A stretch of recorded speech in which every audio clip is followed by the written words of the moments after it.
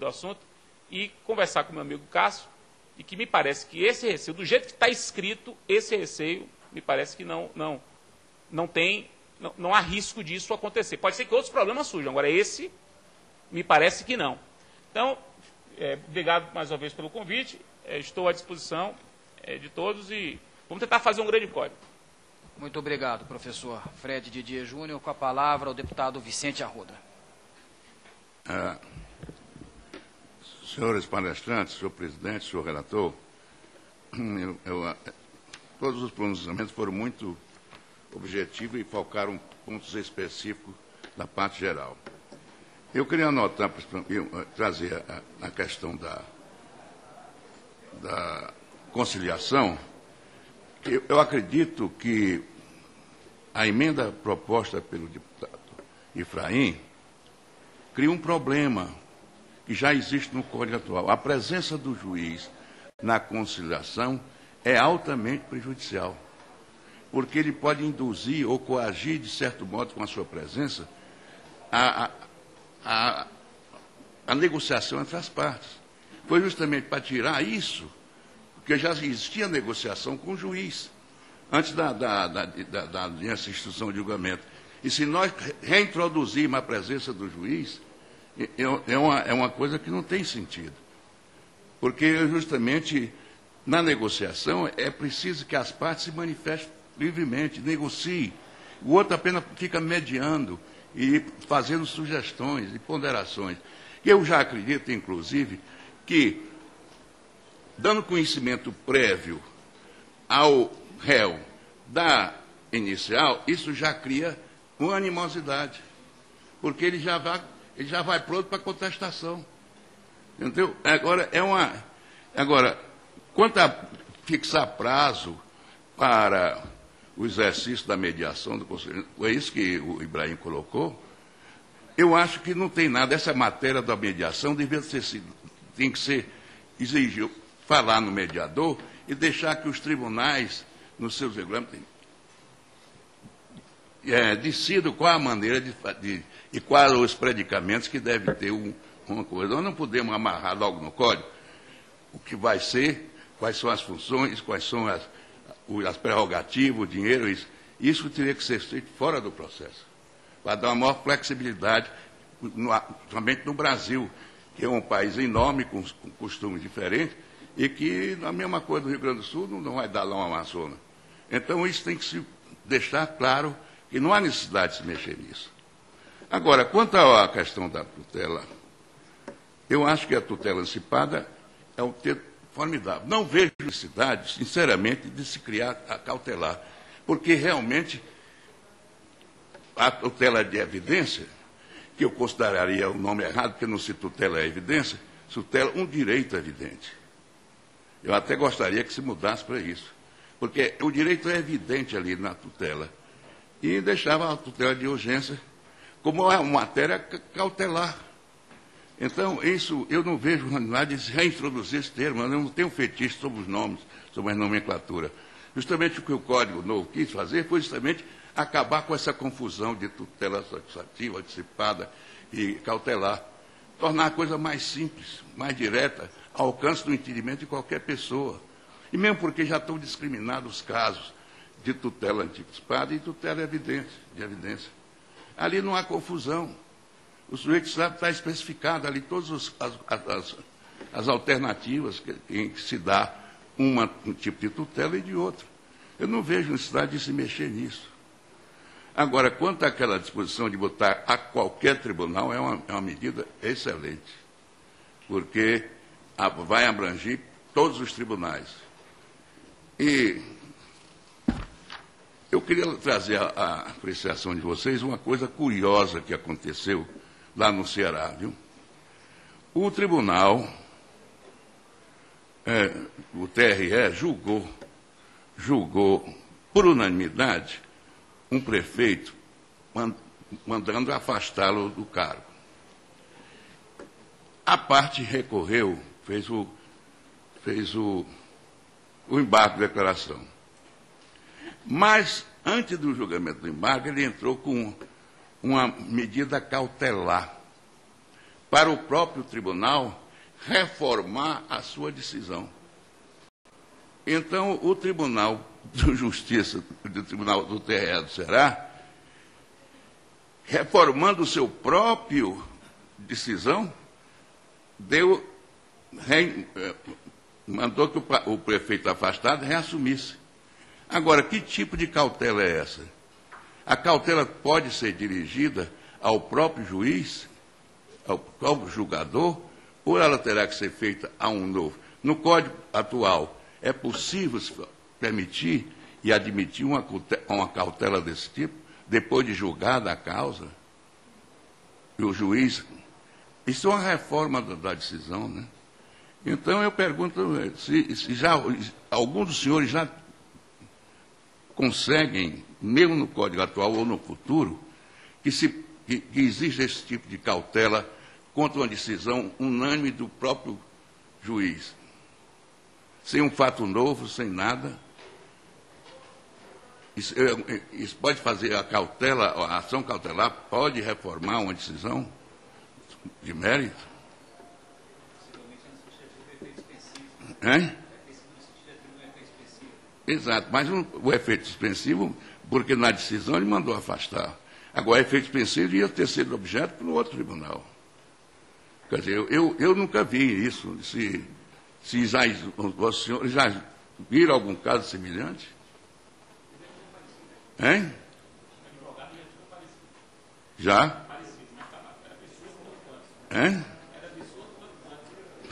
Não, isso é possível o juiz fazer, mas do ponto de vista racional da matéria cautelar, da natureza da ação cautelar. Se o sujeito dá uma decisão e mandando afastar, no mesmo ato, no dia seguinte, e o relator que mandou para o afastamento concede essa liminar. Eu quero dizer, se é da natureza da cautelar, é possível se fazer para efeito suspensivo, numa decisão dada de afastamento de uma situação, o próprio se reformar. Se isso está no conceito de matéria cautelar. Né? Porque, no meu entendimento, a matéria cautelar era antes do julgamento do mérito, da substância da ação, para cautelar um direito. Mas depois que o tribunal já decide uma matéria, a substância, a pessoa vai se dirigir a esse mesmo juiz para pedir que ele reforme a sua decisão sob o título de acautelar o seu direito. Eu gostaria de ouvir a opinião dos senhores sobre isso. Sobre a natureza, porque aí é uma questão de conceito doutrinário da matéria cautelar.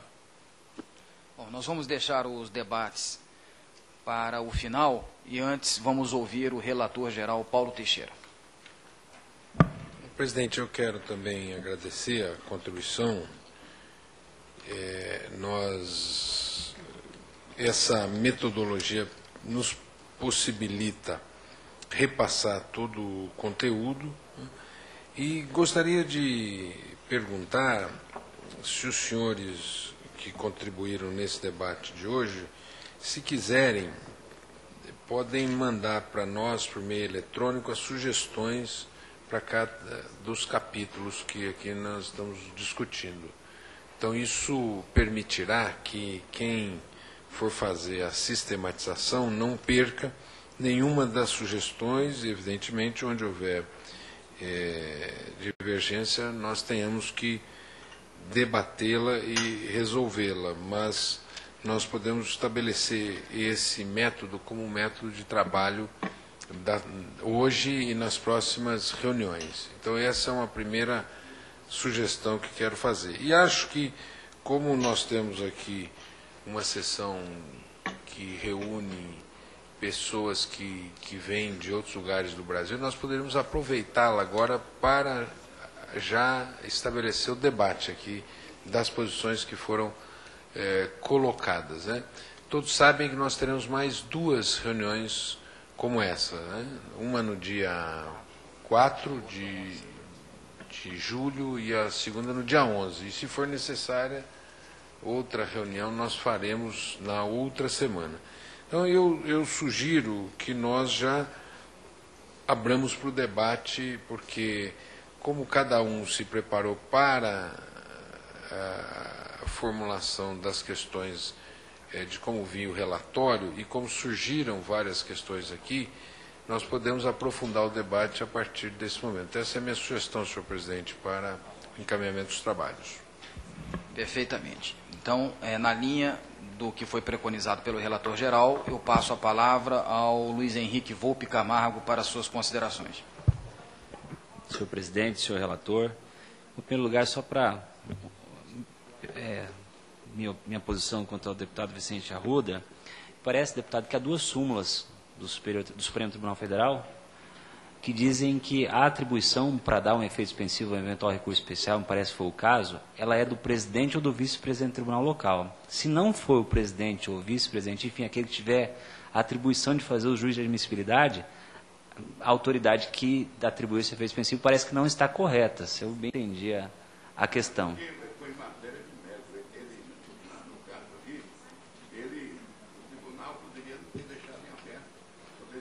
Em aberto o afastamento, compreendeu? Ele julgou colegiado e depois ele, só o relator deu efeito suspensivo? Não, o relator depois, o relator votou favorável, ficou 3-2.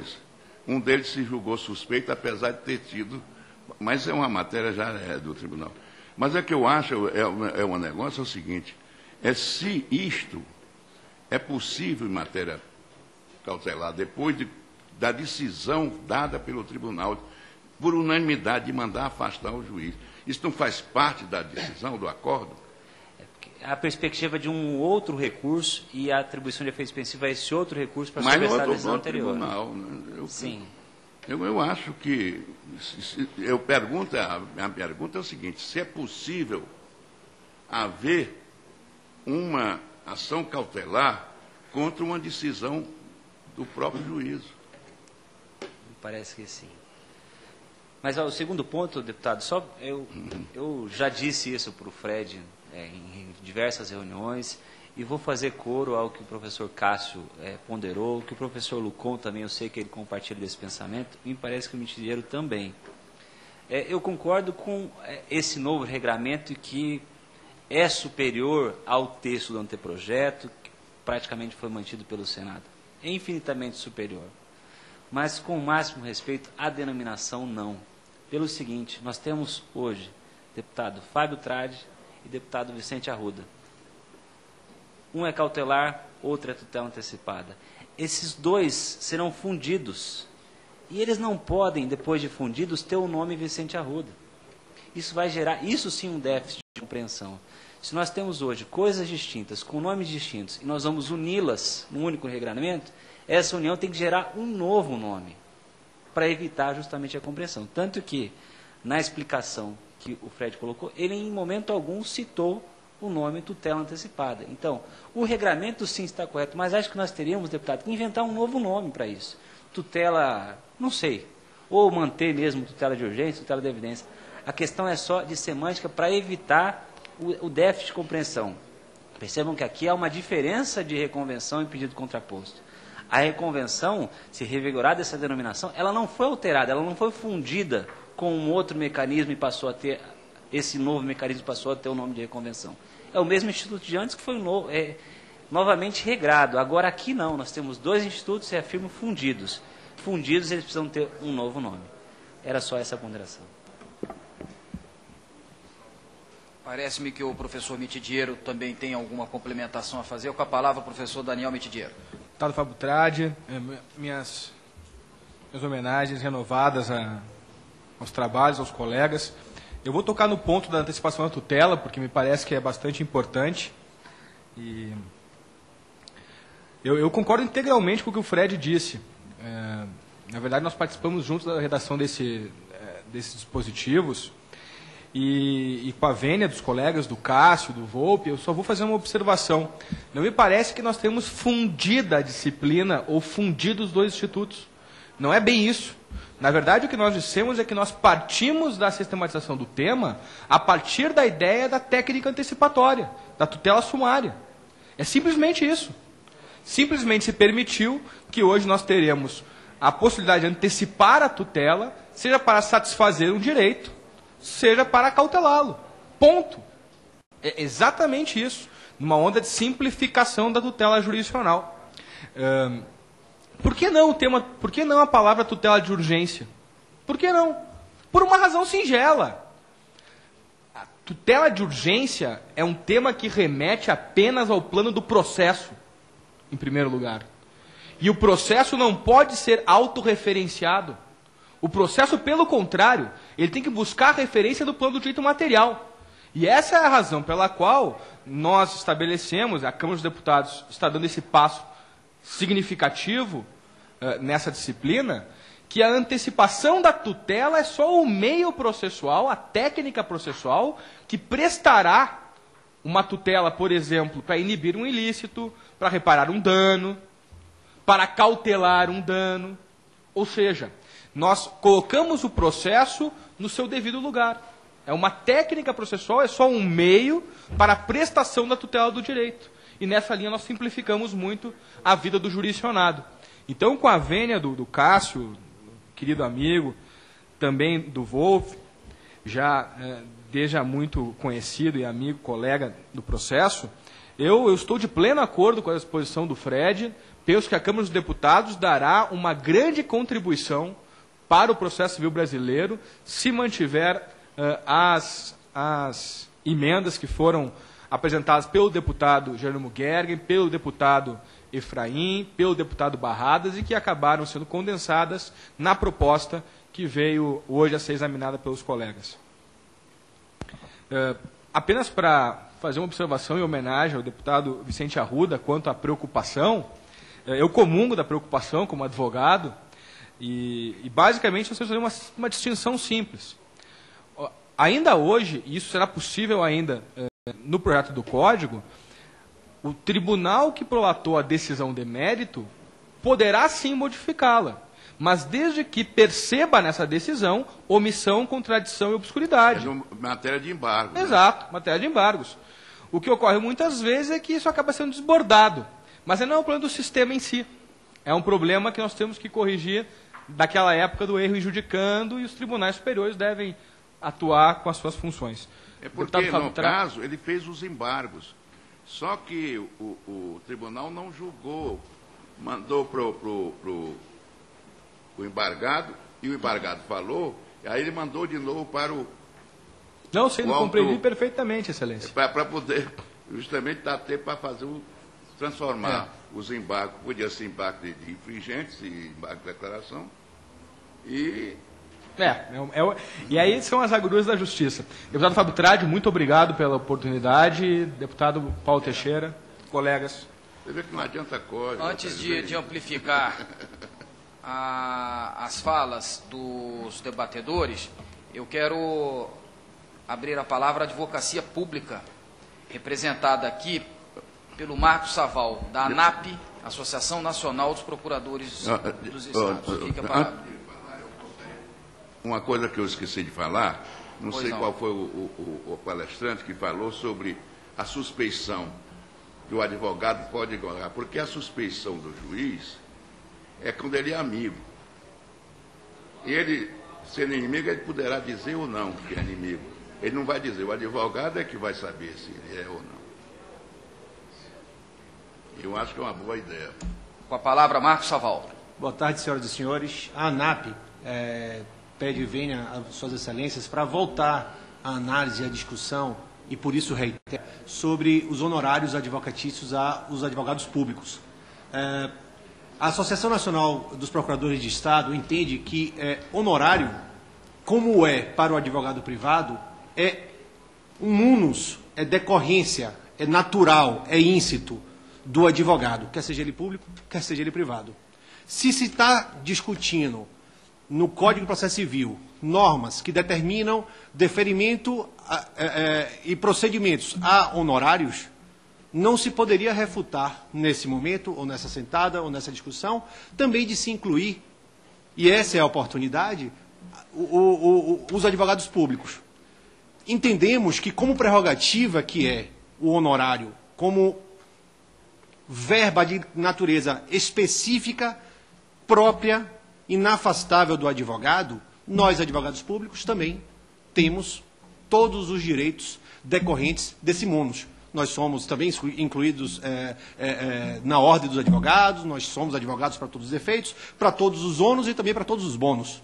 Então, nesse conceito, a Associação Nacional dos Procuradores de Estado volta a discutir essa questão e foi também por isso que nós fizemos uma indagação inicial, sabendo, coletando de suas excelências o ponto de vista. Nós entendemos até as colocações que foram feitas no sentido de dizer, isso aí deve ser colocado em uma lei, ou vocês deverão analisar isso nos estados ou dentro da União, enfim. Relegar a um segundo momento essa análise. Entretanto, excelências, acho que esse seria o momento fundamental para, diante do que está posto, porque há na emenda 33, no parágrafo 16, a seguinte redação, artigo 87, parágrafo 16, pela emenda 33. Os advogados públicos poderão ter participação dos honorários percebidos pela respectiva fazenda na forma da lei.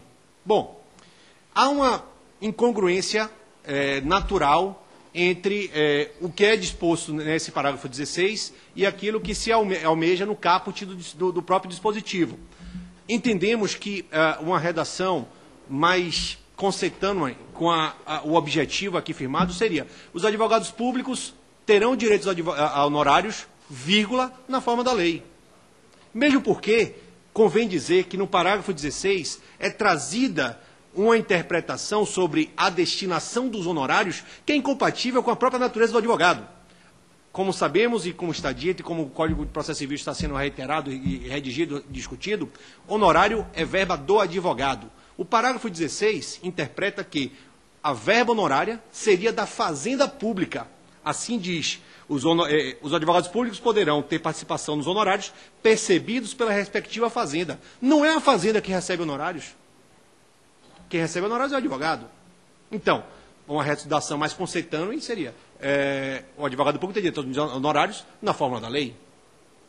De toda forma, convém sempre citar que quem paga honorário, e até para contrarrazoar esse ponto que foi colocado no texto do parágrafo 16, não é a Fazenda Pública. A Fazenda Pública não paga dos cofres públicos como receita, como nada, aos advogados públicos honorários. Quem paga honorário é o ex-adverso.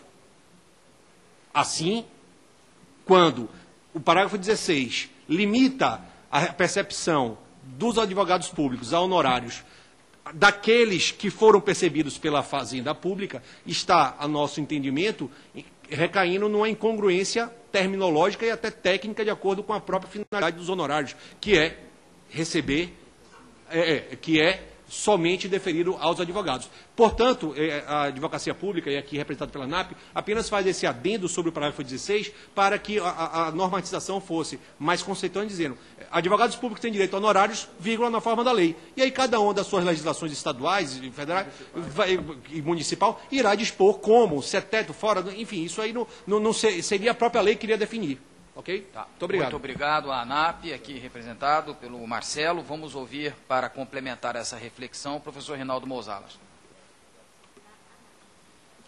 O deputado Efraim, deixa eu pegar o telefone sem fio.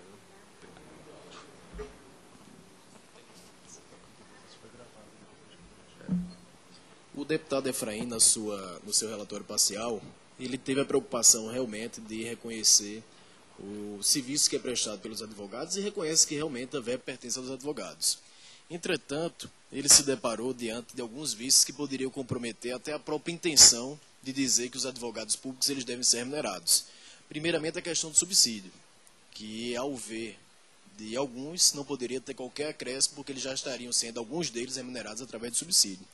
E segundo, a questão da iniciativa. Teria um vício formal de iniciativa, porque a remuneração dos servidores públicos não poderiam ser de iniciativa do Poder Legislativo, teria que ser do Poder Executivo. Mas a intenção dele realmente é essa, é reconhecer que o advogado ele deve ser remunerado, independentemente dele ser público ou privado. Mas esses vícios de iniciativa é que poderiam comprometer qualquer inclusão dentro do Código. Então, para evitar qualquer veto, foi feita a apresentação aqui da intenção no parágrafo 16º, Entretanto, esse vício de iniciativa o impede de colocar o reconhecimento direto desse direito aos advogados públicos. Em homenagem a um mineiro de Grão-Mogol, que mandou pela internet 7 contribuições, não, é porque são repetidas. Eu farei a leitura das perguntas e, à medida que elas forem sendo feitas, vamos repartir para o debate. Pedro Henrique Meira Figueiredo, advogado de Grão-Mogol, Minas Gerais. Emenda número 5. A despeito da importância das ações coletivas, não seria demasiado incluí-las como exceção à regra da ordem de conclusão? Segunda contribuição, emenda 23. Por que a inclusão do Instituto da Separação Judicial no novo CPC? Ele já não estaria extinto por uma interpretação teleológica da emenda constitucional 66? Terceira contribuição do Pedro Henrique Meira Figueiredo. Emenda 33. No parágrafo 14, não seria melhor que o advogado pudesse executar seus honorários nos próprios autos, em nome do sincretismo processual e da celeridade? Quarta contribuição, emenda 69. Por que incluir o prazo em dobro ao Ministério Público como custos legis, sendo que a sua atuação como fiscal da lei tem prazo próprio no artigo 156? Quinta contribuição, emenda 104. Apenas para adequação textual, sugiro que sejam adotados o termo tutela antecipada satisfativa no parágrafo 1º, assim como foi utilizado o termo tutela antecipada cautelar no parágrafo 2º. Do mesmo modo, sugiro o título do procedimento da tutela antecipada cautelar preparatória ao capítulo 2º. Tudo isso para adequar à preocupação do professor Fred Didier, a quem presto meus cumprimentos. Sexta contribuição de Pedro Henrique, chegou a oitava. Chegou a oitava contribuição de Pedro Henrique Meira Figueiredo. Sexta contribuição, artigo 87. Sugiro a inclusão das despesas processuais ao lado dos honorários na condenação da parte vencida. Sétima e penúltima, por enquanto, artigo 248 e 250. Por que não incluir estes artigos no capítulo referente aos prazos, já que se refere não somente aos de intimação, mas aos de citação? Por fim, Pedro Henrique Meira Figueiredo, o eminente relator parcial, deputado Efraim Filho, acatou, em parte, minha sugestão de uniformidade aos artigos 106, 158 e 161, mas ficou no ar se a intimação será com ou sem vistas dos autos. Gostaria de ouvir a opinião dos palestrantes sobre o assunto. Então, pela ordem, as perguntas estão aí dispostas, pela ordem. Rinaldo Mousalas, primeira pergunta. A pergunta de Pedro Henrique Meira Figueiredo, quanto à importância das ações coletivas, entendendo que não seria uma exceção à ordem cronológica do processo, eu temo em discordar, porque acredito que quando se resolve uma demanda coletiva, está atendendo, prestando jurisdição a várias pessoas, definidas ou indefinidas. Então, quando se resolve uma demanda coletiva, que hoje a gente vê que é um verdadeiro entrave no Poder Judiciário, e a colocação dele fora da ordem cronológica, no sentido de que ele deve ser adiantado com relação aos demais processos, é um benefício, porque vai evitar que essas demandas, que hoje passam vários anos e muitas vezes não têm uma resposta, tenha esse comprometimento de, inclusive, estar à frente daqueles processos que têm ordem cronológica. Então, essa foi a intenção do deputado Efraim, pelo que eu também discordo do que foi dessa contribuição do nosso amigo Pedro Henrique Meira Figueiredo. Sobre o segundo questionamento, com a palavra Daniel Mitidiero, emenda 23. Cumprimentar o Pedro Henrique. O problema é o seguinte, na doutrina ligada ao direito de família, hoje está se discutindo, inclusive na jurisprudência da STJ, como referiu meu querido amigo Lucon na sua exposição, se a separação judicial permanece ou não em vigor. Esse é um tema que está em aberto e o que se coloca hoje, o que se tem na doutrina dominante, na jurisprudência do STJ, é que persiste o interesse em falar-se numa separação judicial. Então foi essa a razão pela qual o projeto do Código permanece aludindo a essa situação jurídica, de modo que não me parece que a gente possa retirar a revogação desse instituto numa intenção teleológica da emenda constitucional 1966. Senhor presidente, apenas essa observação. Terceira contribuição, quem é que vai se manifestar? Paulo Lucon, emenda 33. Bem, eu gostaria de cumprimentar o Dr. Pedro Henrique. A pergunta é muito pertinente. É a seguinte: no parágrafo 14, obrigado. No parágrafo 14, não seria melhor que o advogado pudesse executar seus honorários nos próprios autos em nome do sincretismo processual e da celeridade? Estou plenamente de acordo, inclusive com a incidência da multa de 10% do 475J, porque, afinal de contas, é uma decisão judicial. Então, plenamente de acordo, eu acho que essa emenda deve ser aceita. Perfeito. A quarta contribuição, Mouzalas, emenda 69.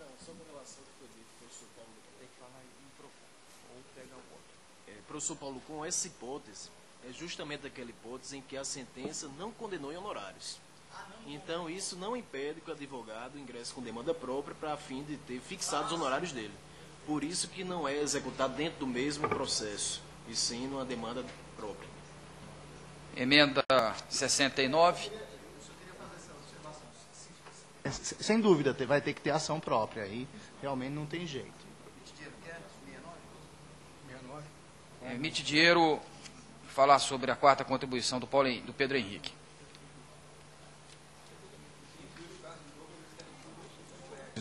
Essa é uma boa observação. A meu juízo, nós podemos retirar o prazo em dobro do Ministério Público como custos legis sem nenhum tipo de problema. Lembrem os colegas que, se nós formos voltar atrás do porquê do Ministério Público ter prazos diferenciados no processo civil, é porque, ao tempo do Código Buzaide, ao tempo da elaboração do Código Buzaide, que foi a década de 60, o Ministério Público, em primeiro lugar, atuava principalmente como procurador da União, do Estado, lato sensu, em primeiro lugar. Em segundo lugar, tinha uma estrutura bem mais precária, nem perto do que é hoje. E por isso justificava, então, para a paridade de armas, um tratamento diferenciado no que tange aos prazos processuais. Com o aparelhamento do Ministério Público atual, com as funções do Ministério Público atual, a meu juízo, estou de pleno acordo com o Pedro, não se justifica mais esse prazo diferenciado. É uma boa contribuição, Excelência. Muito obrigado. A quinta pergunta do Pedro Henrique, emenda 104, professor Fred Didier. Queria retribuir o abraço que Pedro Henrique me mandou. Eu acho importante essa referência. Ele pede para poder a gente, como sugestão, manter a coerência, e já que tem tutela antecipada cautelar, fala de tutela antecipada satisfativa. Salvo engano, há menção à tutela antecipada satisfativa. Salvo engano, há.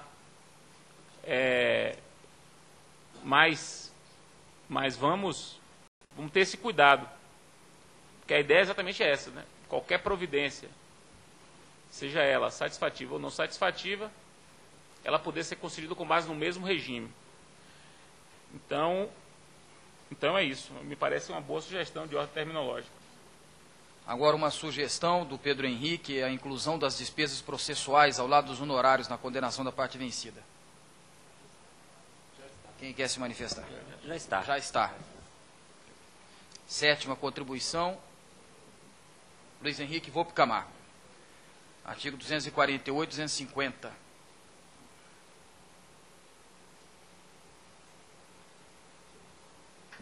Pergunta é: por que não incluir estes artigos no capítulo referente aos prazos, já que se refere não somente aos de intimação, mas aos de citação? Artigos 200... Você quer responder? No seu artigo. Enquanto o colega encontra os artigos, eu só queria fazer um complemento, deputado Paulo, que isso é importante. Sei que é ponto de honra para o ex-relator-geral Sérgio Barradas Carneiro, mas no que diz respeito à separação, houve um grande avanço com essa emenda constitucional. Qual é o grande avanço? Se pôs fim à ditadura da separação. Então, as pessoas não precisam mais, obrigatoriamente, passar pela fase da separação antes daquele período antes exigido para o divórcio direto. Mas não é possível agora impor a ditadura do divórcio. As pessoas podem, o professor Cássio até utilizou uma certa vez uma expressão que me marcou, as pessoas podem querer dar um tempo institucionalizado, não é isso? As pessoas podem querer se separar, não romper o vínculo completamente. E a lei não pode excluir isso, ou é tudo ou nada. Então tem que se manter a via aberta, a porta aberta, para aqueles que quiserem optarem pela separação e não pelo divórcio direto. Porque senão, repito, sair da imposição, da ditadura da separação para entrarmos na imposição da ditadura do divórcio. Ou é tudo ou nada, isso parece não ser coerente.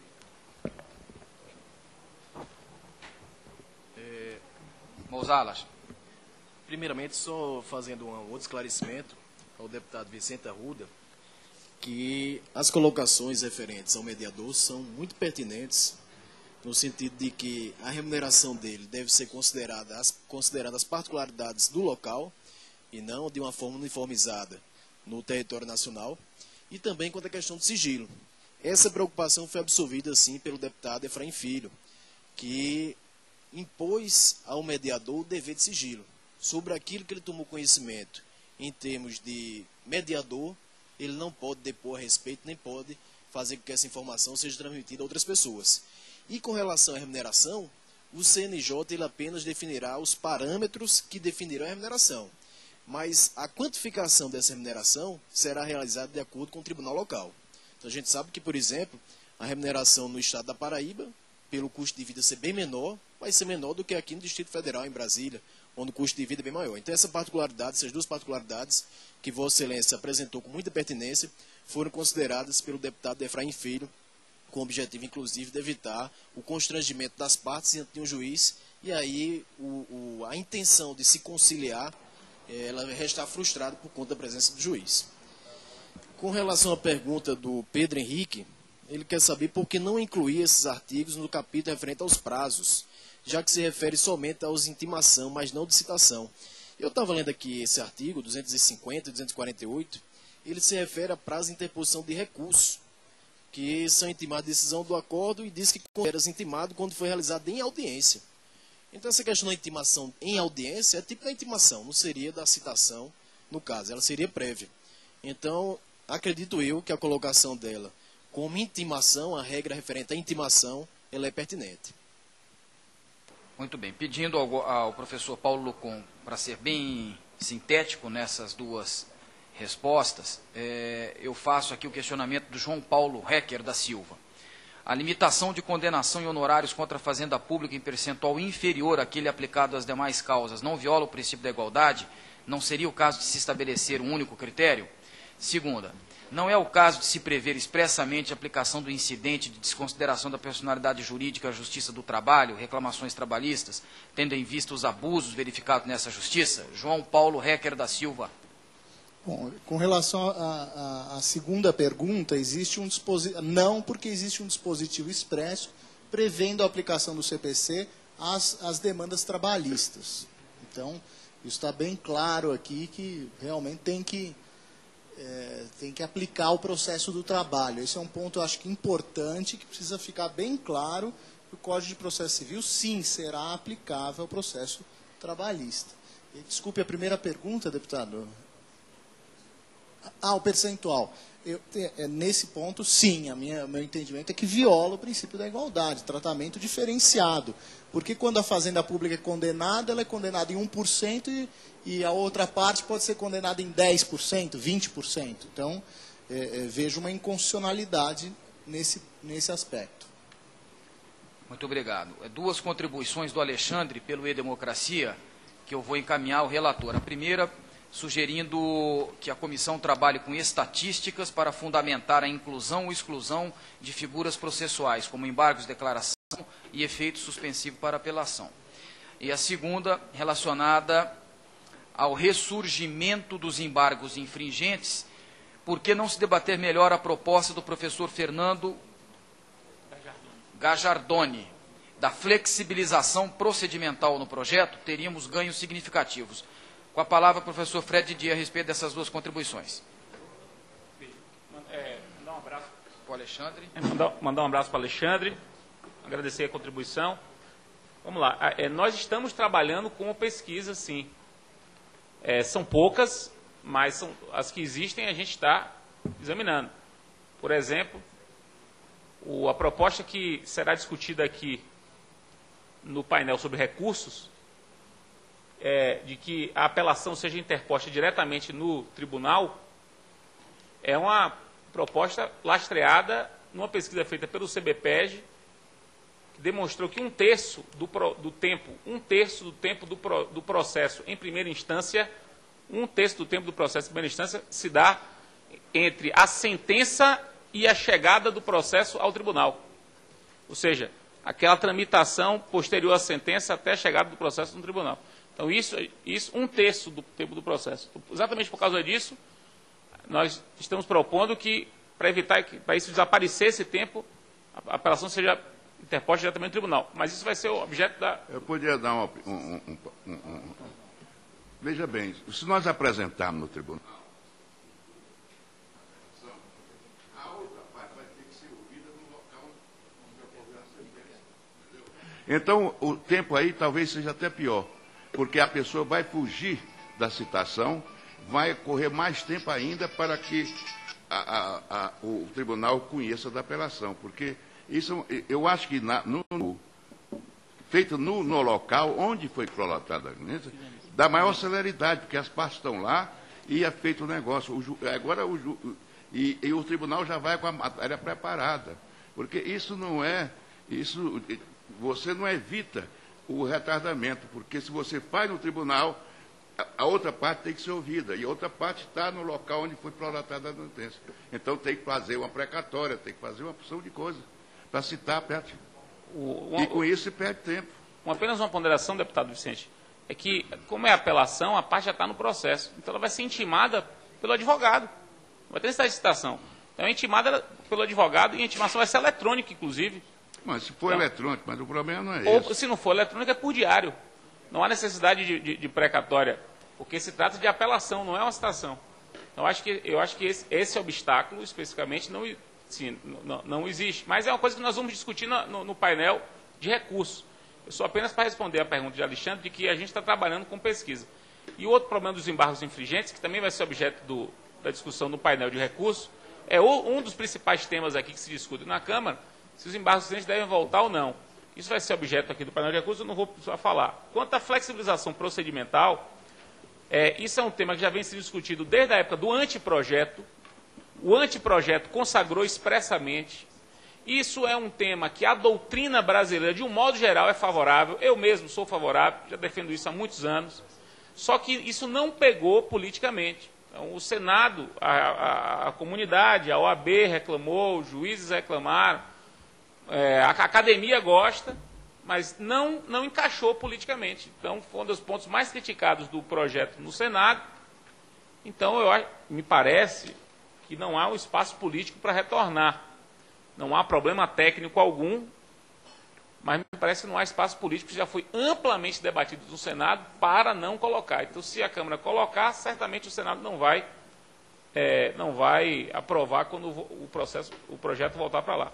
Então, embora eu concorde com a tese, acho que é tecnicamente muito boa, parece que não dá para a gente incorporar. Muito obrigado. Para ultimar os trabalhos, eu passo a palavra ao relator geral, mas antes eu faço questão de agradecer, em nome de toda a comissão, aos professores Rinaldo Mousalas, Daniel Francisco Mitidiero, Paulo Henrique dos Santos Lucon, Fred Didier Júnior, Luiz Henrique Volpe Camargo e Cássio Scarpinella Bueno, pela valiosa contribuição aos trabalhos desta comissão especial. Passo agora a palavra ao relator geral, Paulo Teixeira. Bom, eu igualmente quero agradecer aos professores mencionados, quero renovar a proposta de que enviem para a comissão, aos cuidados do Marcelo Manzan, as suas sugestões por meio digital. Quero agradecer também aos que participaram do debate, como o João Paulo Hecker da Silva, o Pedro Henrique Meira Figueiredo e também o Alexandre, só veio como Alexandre a proposta, a mensagem, quero agradecê-los também, renovo o convite para que façamos a segunda mesa de debates no dia 4 de julho, onde todos já estão convidados, e no dia 4 de julho nós vamos discutir outro subrelatório, processo de conhecimento, né, e de execução, e também amanhã, na sexta-feira, o Instituto Brasileiro de Direito Processual fará uma reunião em São Paulo com seus sócios e nós debateremos com maior profundidade. Eu só quero dizer que vejo, presidente, que nós estamos fazendo um processo de amadurecimento, né? Um trabalho já realizado está sendo colocado em debate e nós não temos qualquer problema em ouvir as divergências e eventuais convergências e sugestões que virão. Portanto, nós estamos com tranquilidade fazendo esse debate, tanto aqui nesse momento, quanto nessas reuniões externas e depois na finalização para a apresentação do relatório, que não será votado de pronto. O relatório será debatido ainda nessa comissão antes da sua aprovação.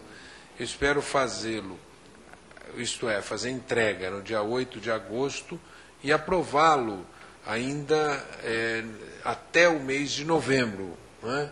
Depois aprová-lo em plenário entre o mês de novembro e o mês de dezembro, que, como Vossa Excelência nos perguntou, esse é um pouco o cronograma desse debate que nós vamos tentar cumpri-lo. Assim, eu acho que esse debate foi muito rico no dia de hoje. Também parabenizo a consultoria da Casa e o deputado Efraim Filho, que nos ofereceu um relatório tão bem recebido como esse que foi recebido no dia de hoje. Portanto, devolvo a palavra a Vossa Excelência apenas apresentando esse cronograma e essa meta de debates e aprovação do relatório durante esse ano. Espero que nós concluamos o ano com o novo Código de Processo Civil votado. Muito obrigado, deputado Paulo Teixeira. Nada mais havendo a tratar, convoco a segunda mesa redonda para o dia 4 de julho, quarta-feira, no plenário 11, para debate sobre 2 relatórios parciais. Processo de conhecimento, cumprimento de sentença, deputado Jerônimo Gergen, e procedimentos especiais, relator parcial, deputado Bonifácio de Andrada. Agradeço a presença de todos e declaro encerrada a reunião.